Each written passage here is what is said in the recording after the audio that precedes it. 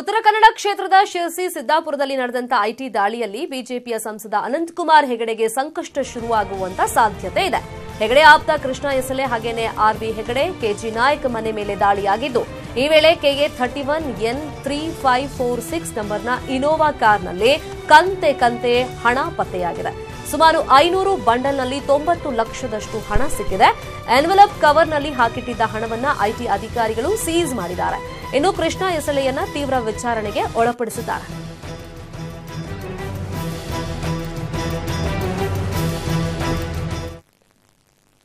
ಇನ್ನು ಹಣ ಹಂಚಿಕೆ ಬಗ್ಗೆ ಉತ್ತರ ಕನ್ನಡದ ದೋಸ್ತಿ ಅಭ್ಯರ್ಥಿ ಆನಂದ್ ಅಸ್ನೋಟಿಕರ್ ನ್ಯೂಸ್ 18 ಕನ್ನಡದ ಜೊತೆ ಮಾತನಾಡಿದ್ದಾರೆ.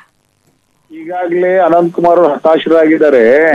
ಎಲ್ಲಾ ರೀತಿಯ ಅಸ್ತ್ರಗಳನ್ನು ಪ್ರಯೋಗ ಮಾಡ್ತಾ ಇದ್ದಾರೆ. ಬಹಳ ಹಗುರವಾಗಿ ಮಾತಾಡೋದು ನಮ್ಮ ನಾಯಕರ ಬಗ್ಗೆ ಆಗ್ಲಿ ಮತ್ತು ಎಲ್ಲಾ ತಂತ್ರಗಳನ್ನು ಈಗ ಉಪಯೋಗಿಸ್ತಾ ಇದ್ದಾರೆ. ದುಡ್ಡಿನ ಇಡೀ ಬಿಜೆಪಿಯವರು ಇವತ್ತು ಯಾವ ರೀತಿ ಭ್ರಷ್ಟಾಚಾರವನ್ನು ಮಾಡ್ತಾ ಇದ್ದಾರೆ ಅಂದ್ರೆ ಇವತ್ತು ಮತಗಳನ್ನು ಖರೀದಿ ಮಾಡುವ ಹುನ್ನಾರಕ್ಕೆ ಈಗ ಬಿದ್ದಿದ್ದಾರೆ. ಸೊ ಹಾಗಾಗಿ ಇಡೀ ಜಿಲ್ಲಾದ್ಯಂತ ಇವತ್ತು ಈ ತರ ದುಡ್ಡು ಅವರು ಈಗಾಗಲೇ ಪ್ರತಿಯೊಂದು ಕ್ಷೇತ್ರದಲ್ಲಿ ಬಿಡುಗಡೆ ಮಾಡಿದ್ದಾರೆ. ಸೊ ಹಾಗಾಗಿ ನಾನು ಇಲೆಕ್ಷನ್ ಕಮಿಷನರಿಗೂ ಮನವಿ ಮಾಡ್ತಾ ಇದ್ದೀನಿ, ಪ್ರಜಾಪ್ರಭುತ್ವದಲ್ಲಿರುವಂತ ಪ್ರಜೆಗೂ ಮನವಿ ಮಾಡ್ತಾ ಇದ್ದೀನಿ, ಈ ತರ ಇಂಥ ಒಂದು ಕೆಟ್ಟ ವಾತಾವರಣಕ್ಕೆ ಅವಕಾಶ ಕೊಡಬಾರದು. ಈ ಸಲ ಅನಂತಕುಮಾರ್ ವಿರುದ್ಧವಾಗಿ ಎಲ್ಲ ಜಿಲ್ಲೆ ಜನ ನಿಂತಿದ್ದಾರೆ.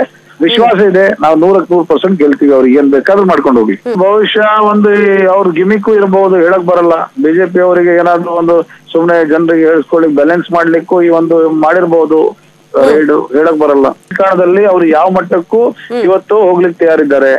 ಇವತ್ತು ಯಾವ ಮಟ್ಟಕ್ಕೂ ಇವತ್ತು ಜಾತಿ ಧರ್ಮ ಇದೇ ಪಂಥ ಮಾತ ಮಾಡಿ ಇವತ್ತು ರಾಜಕಾರಣ ಮಾಡುವರು. ಇಂಥ ಒಂದು ರಾಜಕೀಯ ಒಂದು ಪಕ್ಷಕ್ಕೆ ಯಾವ ಮಟ್ಟದಲ್ಲಿ ಬೇಕಾದ್ರೂ ಅವ್ರು ಮಾತಾಡಬಹುದು, ಮಾಡಬಹುದು. ಯಾವತ್ತು ನಾನು ಅಂಡರ್ ಎಸ್ಟಿಮೇಟ್ ಮಾಡೋ ಪ್ರಶ್ನೆ ಇಲ್ಲ. ಬಹುಶಃ ಇದನ್ನು ಬ್ಯಾಲೆನ್ಸ್ ಮಾಡ್ಲಿಕ್ಕೆ ಮಾಡಬಹುದು. ಅನುಕಂಪ ಬರ್ಬೇಕಂತ ಗಿಮಿಕ್ ಇದೆ. ಬಟ್ ಪ್ರಜೆ ಬಹಳ ಇವತ್ತು ಹುಷಾರಿದ್ದಾರೆ.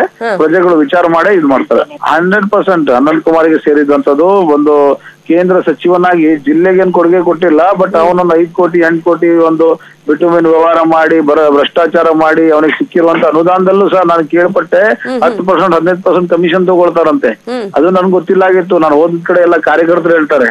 ಹಾಗಾಗಿ ಬಹುಶಃ ಈ ಎಲ್ಲಾ ಭ್ರಷ್ಟಾಚಾರದ ದುಡ್ಡು 25 ದುಡ್ಡು ಇವತ್ತು ಈ ಚುನಾವಣೆಗೆ ಹೊರಗೆ ಬರ್ತಾ ಇದೆ.